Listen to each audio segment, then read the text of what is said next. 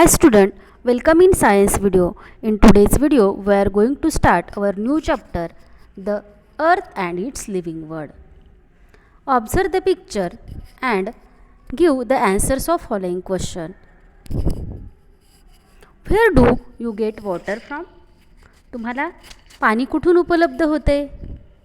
Where do we lay the foundation of building?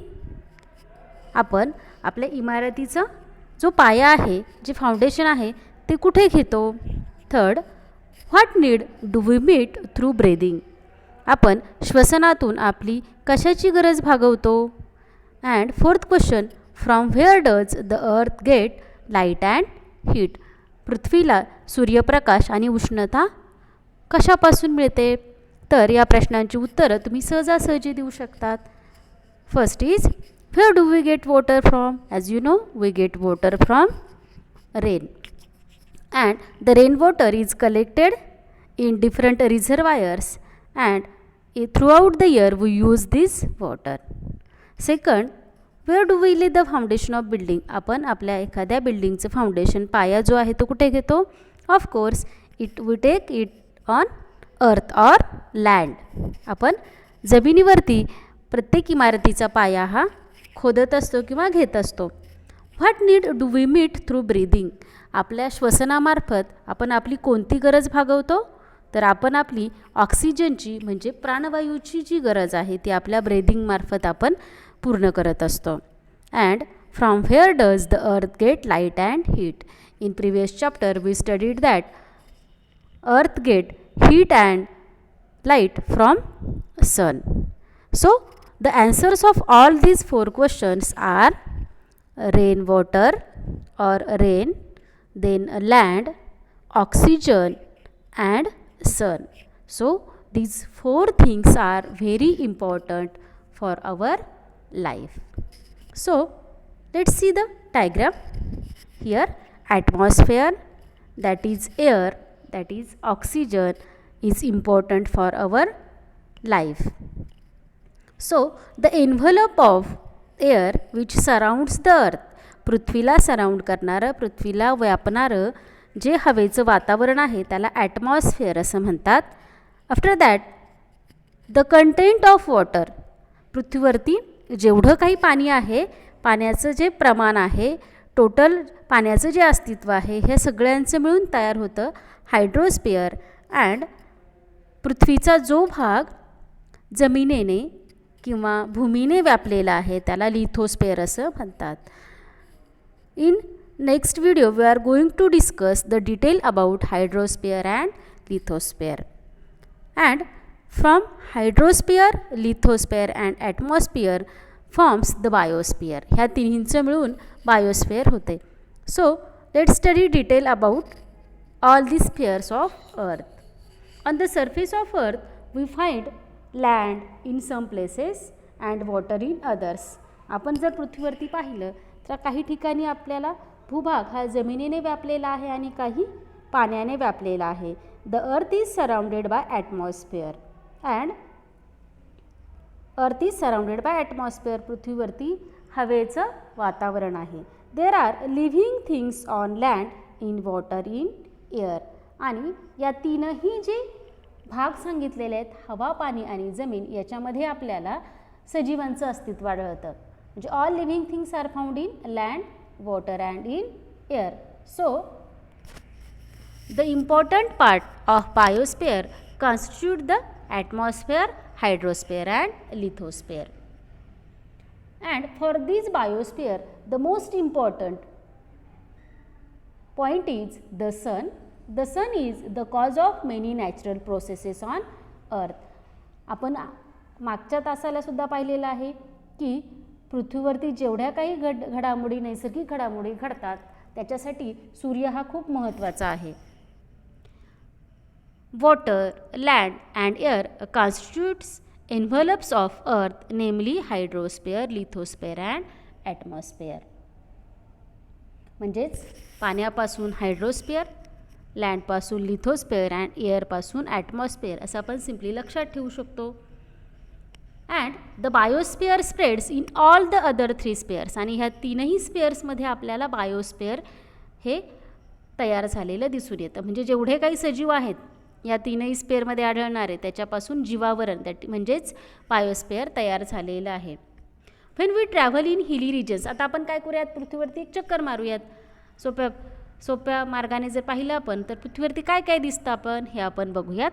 When we travel in hilly regions we see layers of soil and rock along road cuts. जर आपण प्रवासाला निघालो, डोंगराळ भागात जर गेलो तर रस्त्याच्या कडेला आपल्याला खडकाचे तुकडे आणि माती आपल्याला दिसून येते. त्याचप्रमाणे काही ठिकाणी बघा, we see grassy expanses of land in some places and only sand in others.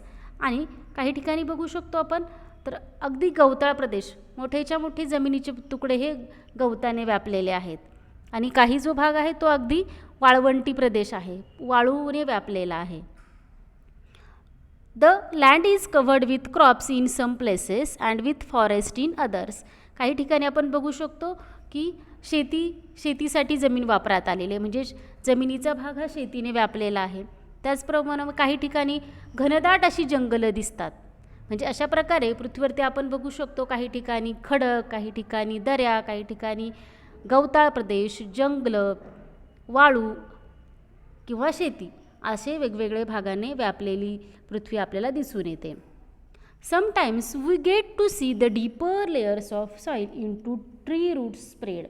समजा एखादं आपण उन्मळून पडलेलं झाड पाहिलं असेल तर त्याच्या खाली आपल्याला असं लक्षात येतं की मातीच्या लेयर्स असतात. अशा खोल अशा मातीच्या लेयर्स आपल्याला दिसून येतात. At others we see rock split apart by the tree roots. They are gentle mountain slope as well as sheer cliffs of a rock. काही ठिकाणी आपण असं बघू शकतो की खडक जे असतात, प्रचंड खडक जे असतात ते जमिनीमध्ये वनस्पतींची मुळं ते खडक फोडतात. म्हणजे खडक फोडून टाकलेले आपण बघू शकतो. कुणी फोडलेले आहेत तर झाडांच्या मुळांनी. All these land features are a part of earth lithosphere. आपण हे सर्व जे पार्ट पाहिलेत हे सगळे कशाचा भाग आहेत तर लिथोस्फेअरचा. Much of earth surface is occupied by water. आत्तापर्यंत आपण पाहिलं लिथोस्फेअर म्हणजे जो भूभाग जमिनीने व्यापलेला आहे त्याला आपण लिथोस्फेअर असं म्हणतो. आता बघूयात आपण hydrosphere. Much of the earth surface is occupied by water. The lithosphere extends under this water to.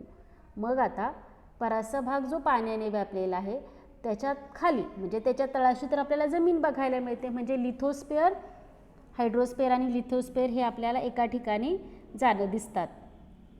आता बघूयात आपण how lithosphere and hydrosphere covers the earth or proportion of earth and water, land and water.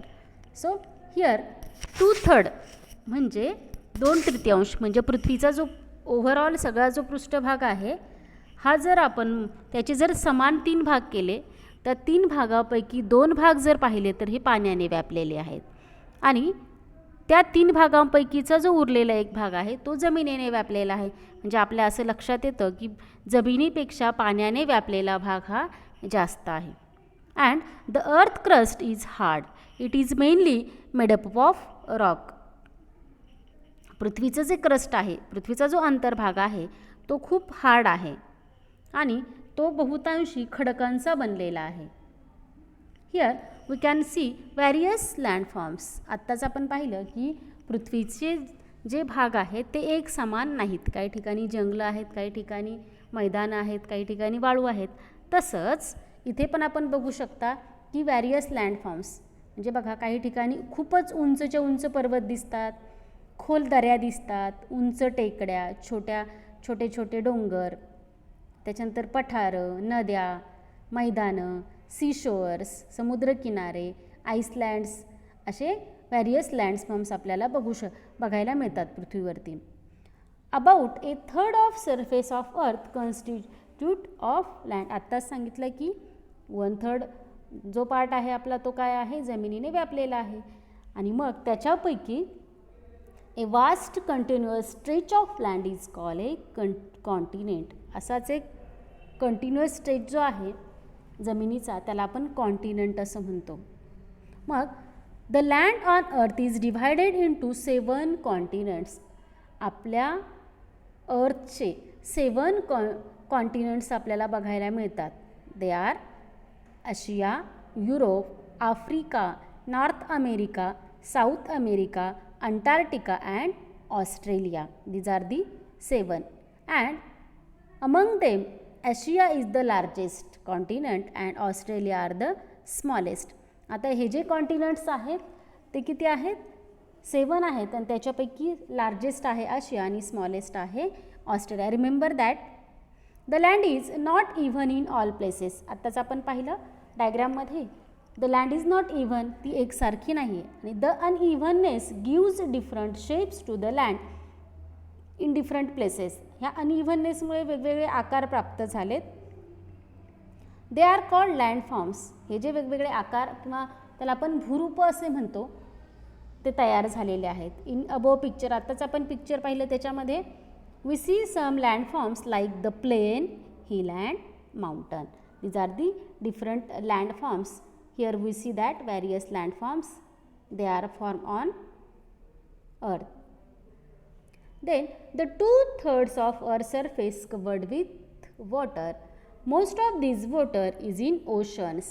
Ocean water is salty. आताच आपण पाहिलं की पृथ्वीच्या भूभागाचा जे बहुतांश भाग हा पाण्याने व्यापलेला आहे. मग असं असताना सुद्धा आपल्याला पाण्याचं दुर्भिक्ष का जाणवतं? तर त्याला कारण आहे बघा, most of this water is in the ocean.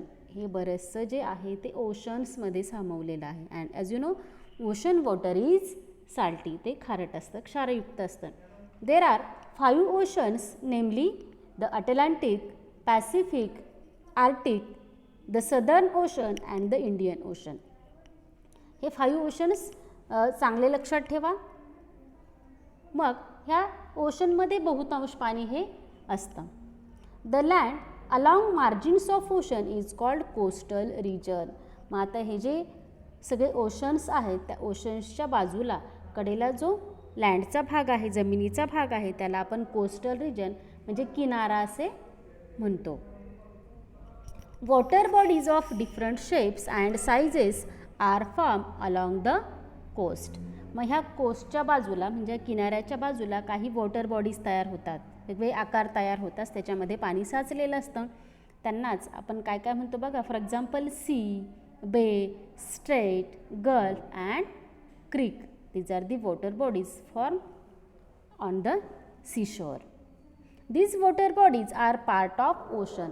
मग ह्या वॉटर बॉडीज ह्या वेगळ्या काही नसून त्या ओशनचाच भाग असतात, ओशनच्याच पाण्यापासून तयार झालेल्या असतात. Okay, these are the different parts.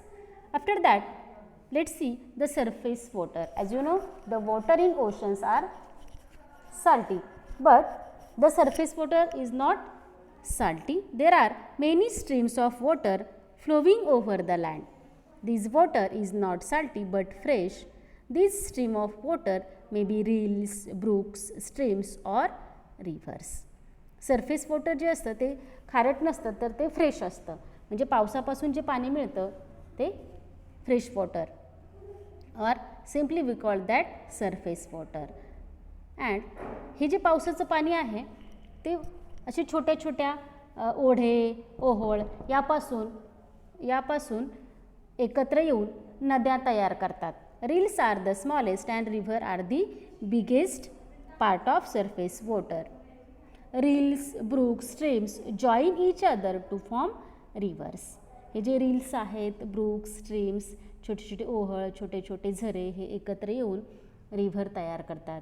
Reverse which join to make a bigger river are called tributaries.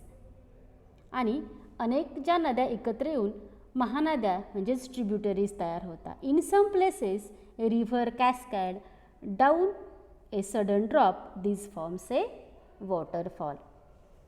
Reverse eventually falls into the ocean.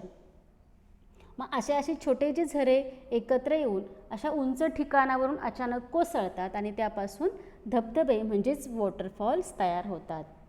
And all rivers eventually flow into the ocean. आणि ह्या सगळ्या ज्या नद्या आहेत, झरे, ओहोळ हे शेवटी येऊन ओशन्सला मिळत असतात. So in this way in today's video we studied about the hydrosphere, lithosphere, atmosphere and biosphere, then different landforms and surface water. Thank you.